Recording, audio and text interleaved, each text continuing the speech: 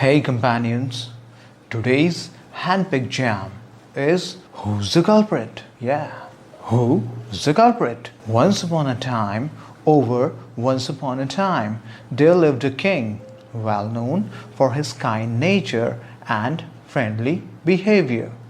He once invited 10 holy spiritual men called Pandits to his palace for a royal dinner.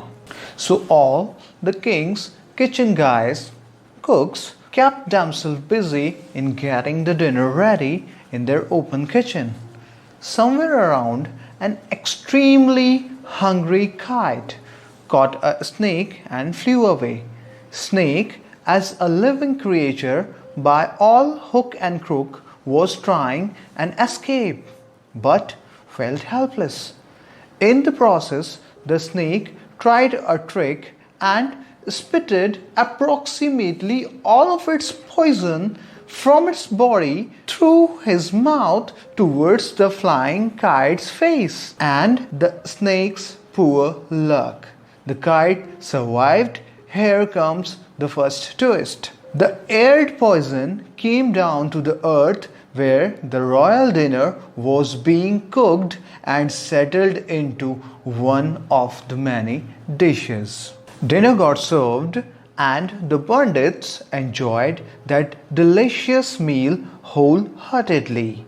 Unfortunately, they all had tried the poisoned dish also, and all of them unexpectedly died. Now the second twist.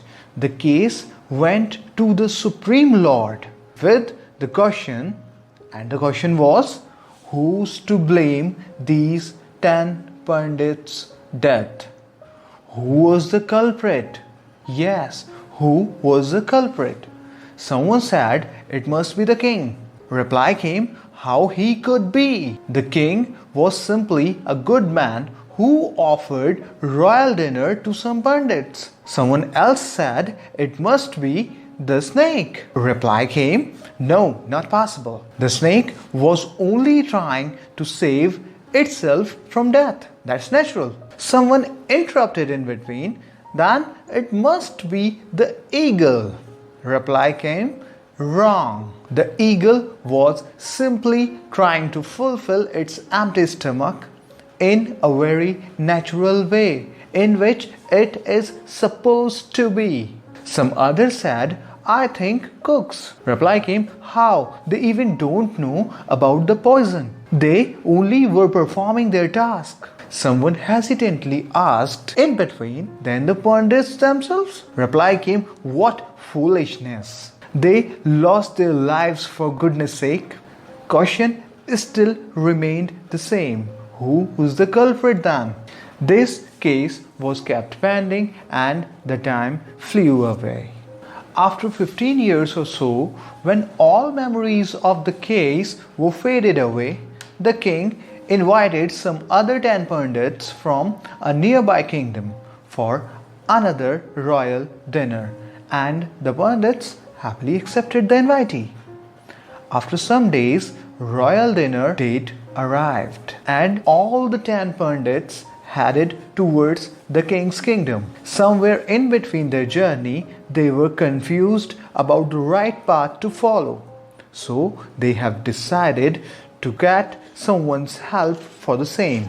All of a sudden, they found a farmer working on his fields. They stopped and asked which way they must follow in order to get to the king's palace. The man suddenly told them the right path, and all the Pandits were about to leave. All of a sudden, the farmer stopped them as he might be having some question to ask, and within a fraction of a second, he provided them with a question. Why were they going to the king's palace? Pandits simply replied that they are having an invitation for the royal dinner at the king's palace. The farmer thought for a second and said, although it's totally and completely up to you, whatever you choose to do, whatever you want to do. But the thing is that this king usually invites Pandits in a group like you people, to his palace and kill them, usually with the poisoned food. At that very moment, Supreme Lord decided and ordered. The farmer was the main culprit. Yes, this farmer was the main culprit. Thank you so very much. Please do comment, share your reviews in the comment section. Also, share the moral to be learned from the story. We will share our moral after 15 days with a very short video on the same platform. We are here to spread love only. If you stand with us, do follow, like, share and subscribe us. Thank you. Wishing you happiness and health. Bye-bye.